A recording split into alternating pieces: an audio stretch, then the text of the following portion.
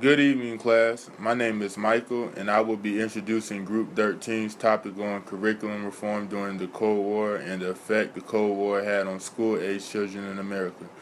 I will also be joined today by my group mates, Bess Carey, Michelle Shan, and Margot Shan. In order to understand the types of reform that occurred during the Cold War, it's important to take a step back and look at events that occurred leading up to the 1950s. There were multiple factors that each contributed to creating an atmosphere of crisis regarding education, which then allowed for waves of curriculum reform to be implemented across the country. These four factors included the political climate, limited funding for school buildings, rising enrollments following the baby boom, and the rise in the authority scientists gained during World War II. The political climate in 1945 following World War II created an unrealistic fear of communism across the entire country, which created the need for educating young Americans for democracy. This threat was primarily created by Joseph McCarthy, the Republican senator from Wisconsin, who accused individuals in various state departments and government agencies of Soviet espionage, with little or no evidence. The Cold War created an atmosphere of paranoia. Liberals often feared that their beliefs and ideals would have them labeled as communist and a political threat. Liberal scholars and educators throughout the country were silenced by fear, which allowed conservatives to pass laws and policies. The growing concern over the spread of communism spilled over into the realm of public schools. Curriculum became a way to educate young Americans on the benefits of capitalism and the importance of freedom. The curriculum began to incorporate the hard sciences as well as new concepts of social adjustment to educate the public on the evils of communism and reinforce American values.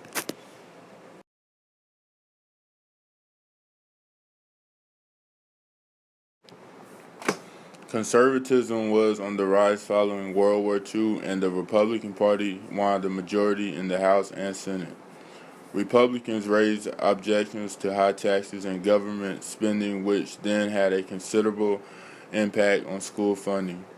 While this was happening, the baby boom following World War II meant that enrollment numbers increased and the educational infrastructure was struggling to accommodate the number of students. A shortage of qualified teachers meant that class sizes needed to be increased and schools needed to hire unqualified teachers. Teacher shortages and a lack of space created a crisis within education, which opened the door for reactionaries to take the lead. World War II served as scientists' proving ground, and the military technologies played an important role in the Allied victory. World War II created social and political conditions which allowed scientists to gain authority over the high school science curriculum. I will be speaking about some of the specific curriculum reforms during the Cold War era. In the 1950s, there was a well-known philosopher by the name of John Dewey. He was associated with the Progressive Education Association and movement. We've discussed him in class previously, but to review, he believed school was a social institution and where social reform should take place. He believed that students should not be lectured at, rather given the chance to make personal connections to deepen their knowledge. This quote says, "Education is a social process. Education is growth. Education is not preparation for life, but life itself." Again, this quote and his beliefs supported the process of learning and education as a process. In response to the Sputnik launch, American society became concerned about the quality and success of American education in science and math. Therefore, there was a growth in science programs, which were programmed by elite scientists who wanted to make science learning more active. Some programs were PSSC, Physical Science Study Committee, ChemStudy, and BSCS, which stands for the Biological Sciences Curriculum Study. They worked to create a science curriculum that utilized more films and active reading articles rather than textbooks. According to her, in 1956, the teaching materials created by PSSC were designed to emphasize fundamental principles in physics, encouraging engagement and understanding as opposed to memorization, making the subject more attractive to students. This was all in attempts to increase the quality of science programs in the United States to compete with other countries. Another influential thinker in education during the late 1950s and into the 60s was a psychologist named Jerome Bruner. Bruner worked under Kennedy and Johnson to create a complete curriculum based on intuitive or creative thought processes. He introduced spiral curriculum. Spiral curriculum's concepts are taught repeatedly, with each level being more complex and rigorous, which should be familiar to some of you teachers out there since this is seen in the Common Core standards. Bruner wrote Man, A Course of Study, or MACOS, calling for research-based curriculum, stressing critical thinking, collaboration, and active learning. Unfortunately, at this time, his curriculum was never implemented due to many critics. This quote sums up much of his thinking about education. We teach a subject not to produce little living librarians on that subject, but rather to get a student to think for himself, to consider matters, to take part in the process of knowledge getting. Knowledge is a process, not a product. Despite many supporters of more progressive active learning, there are also many critics who wanted to go back to the basics. These basics were a lecture-type teaching focusing on drill, memorization, and facts. Much of the Cold War era coincided with the Civil Rights Movement in the 1960s. U.S. education went from international performance concerns to domestic issues of equality. This era was marked the War on Poverty by President Johnson. Many laws and changes were made in attempts to work towards equality in education.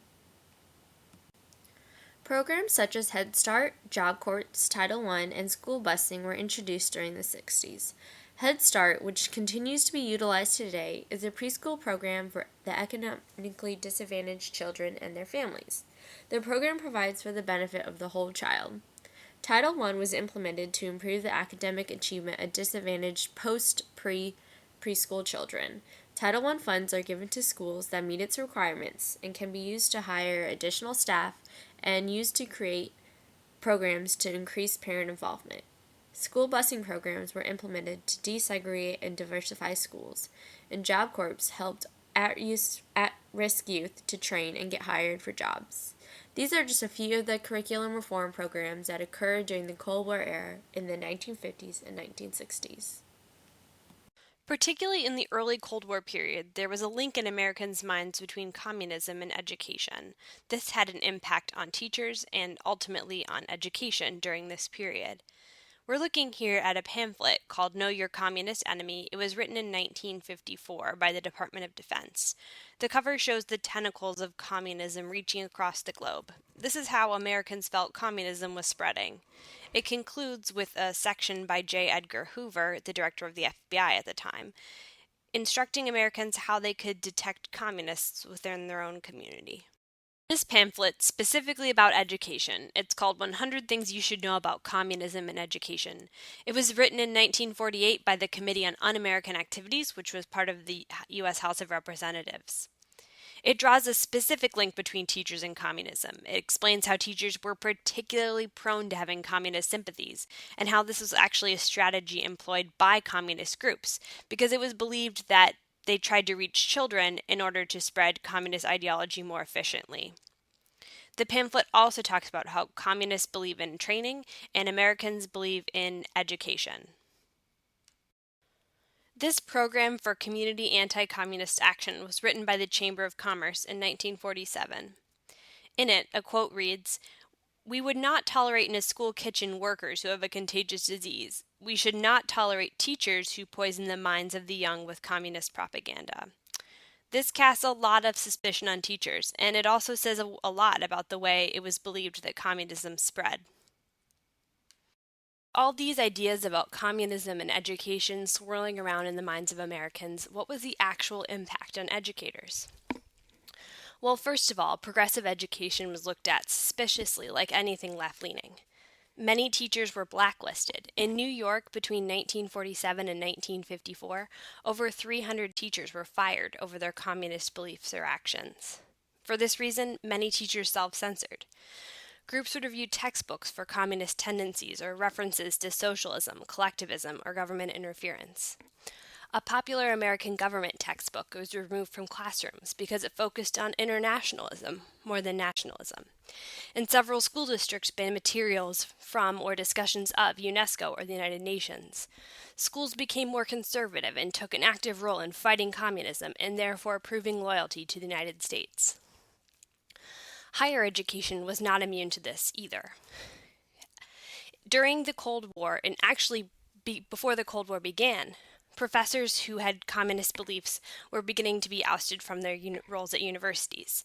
Although the American Association of University Professors said there was no reason communist professors couldn't teach, they were still commonly expelled.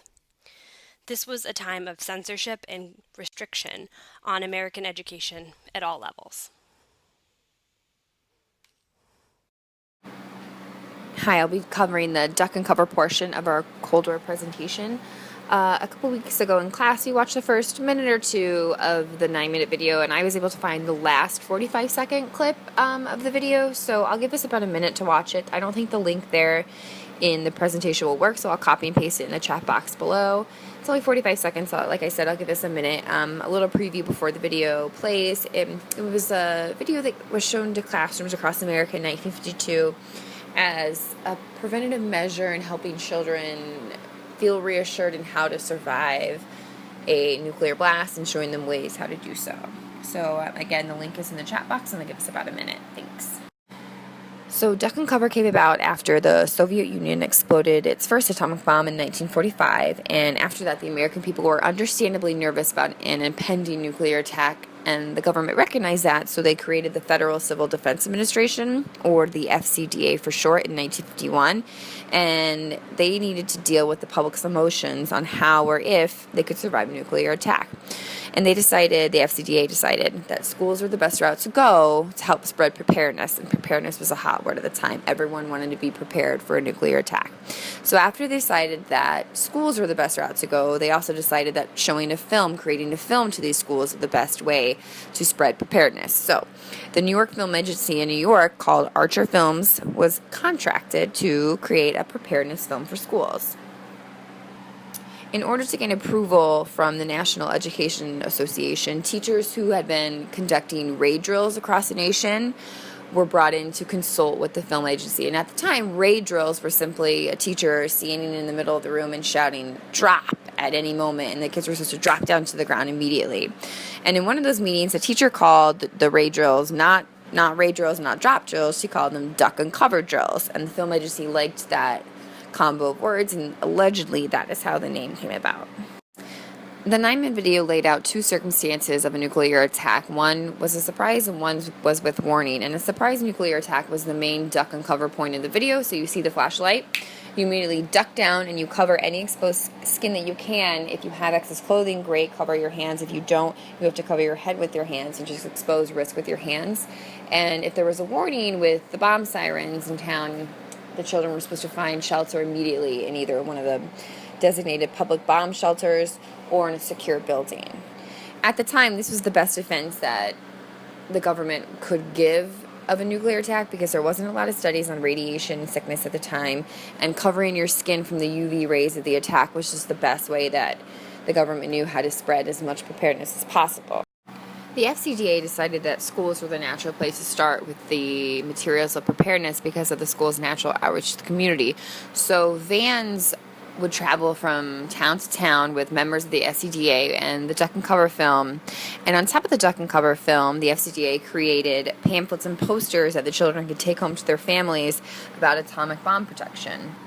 Also, the FCDA members discussed with teachers and administrators in schools about classes and lessons in civil defense. And a common question asked in classrooms that you could hear at this time was, do you know your family's plan if we are attacked? Schools embraced their calling to help protect America from a nuclear war.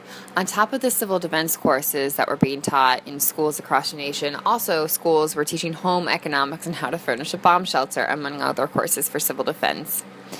Some schools, also following New York City's lead, were providing dog tags for children to wear should an attack happen and bodies need to be identified.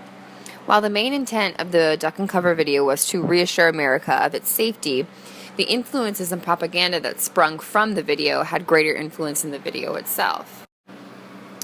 A key phrase that the Federal Civil Defense Agency used frequently was education for survival, and when they would go town to town passing out posters and pamphlets and giving speeches and providing schools the Duck and Cover videos, something that came about through all of this was bomb shelters, and we saw a big rise in bomb shelters around the same time of the Duck and Cover video being spread across the nation, and President Truman's slogan of education is our first line of defense was wildly embraced, but not only by schools, but by communities across the nation.